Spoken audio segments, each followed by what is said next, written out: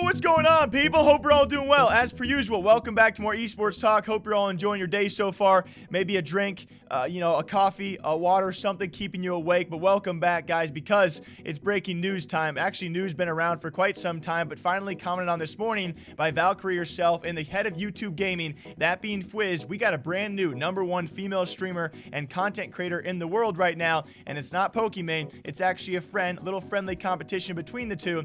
It's 100 Thieves Valkyrae. And with that, guys, obviously coinciding for a few reasons out there. And yes, a friendly competition, but always nice to see a new and rising name who, by the way, is not signed to the Twitch platform like most other streamers. That's going to be Valkyrae, who's actually joined YouTube a long while ago, alongside the like of 100 Thieves teammate, that being Courage, who we'll be talking about in the back half of today's episode. It's actually Fizz finally commenting on her growth so far, and with the rise of Among Us, we have certainly found a new game out there for many streamers and many creators who have certainly gigantically jumped them up in viewership as well as overall impressions for their content. It's been crazy to see the rise of so many creators out there. I won't even try and name all the people who have certainly benefited from the rise of Among Us, but among the top of them have to be someone like Rae herself, who are now topping the charts and breaking records for female streamers on any platform. As Fizz took to Twitter to say, "Let me tell you this, Rae is the fastest growing live streamer in the entire world and now the biggest female gaming streamer in the world. I'm here to celebrate this.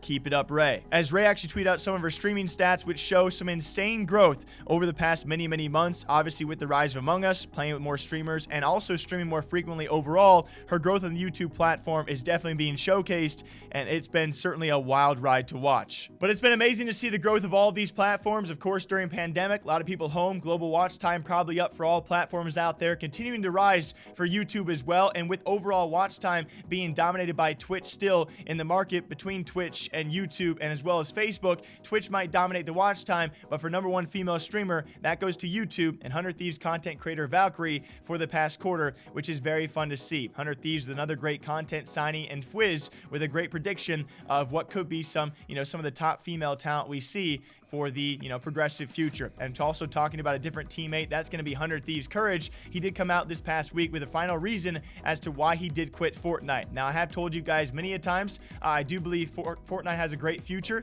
Whether that future is going to be esports and competitively or just straight content wise, like what Nadeshot has called a game like Roblox or Minecraft, I have no idea. Viewership has certainly tailed off from its peak, but Fortnite still shows a ton of promise. But with that, over the past many months and year or so, we have seen a lot of creators actually step down and leave the game, especially a lot of the older creators who have moved on to games like Valorant or Warzone or Among Us or many other options. And Courage and Dr. Lupo actually timed out right around the same time. Courage finally explained one of the main reasons amongst many reasons as to why he left Fortnite, and that's going to be, surprise, skill-based matchmaking.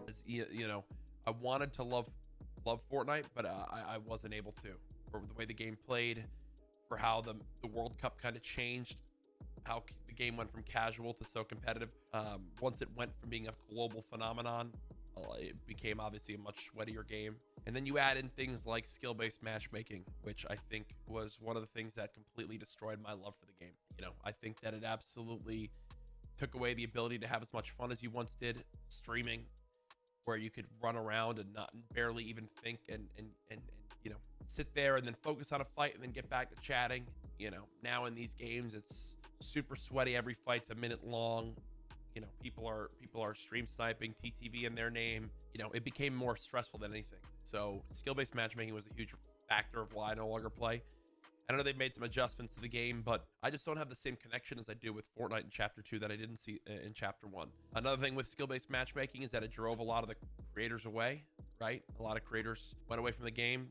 People that I look forward to signing on with every day, and I know Cypher's talked about this. The majority of the fun, so much of the fun was signing on to Fortnite and playing with those fellow creators, having those moments. You pull in people of celebrity status who would join on in and weren't good at the game, so you could match together and have a great experience because you could help carry them to victory. Well, now instead, if you play with a celebrity status, you're getting brought in skill-based matchmaking and you're winning.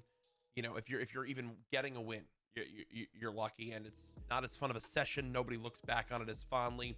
So as like many creators out there, Courage maybe will dibble and dabble back to Fortnite every once in a while, but what he has now confirmed, a future of a full-time Fortnite is never going to happen. That is a thing of the past. I still do think the future of Fortnite is going to be very, very curious, and I do have high hopes for it. What that future might be, though, I think a lot of us are wondering where that game will go, because the game is still massive. They've definitely lost their older generation. I would say that confidently. The newer generation, who still garners plenty of viewership, the younger pros, the younger creators, they're still with the game, and we'll see where they are a few years from now. 100 Thieves doing a lot of things right during a week that was kind of hectic for them, as they had departed CSGO entirely, and their esports side, I would say by a lot of eyes out there, continues to struggle. Their content and their live streaming side and the other side of the business is doing some amazing things with Courage and Valkyrae. What do you guys think about this? Valkyrae now back on top, the #1 female streamer in the entire world, and Courage has explained that SBMM is what stopped his future and current day with Fortnite. Until next time, hope you guys all enjoy. You know what to do, all right? Drink the wall, drink the caw. I'll catch you back here sometime soon. Take care.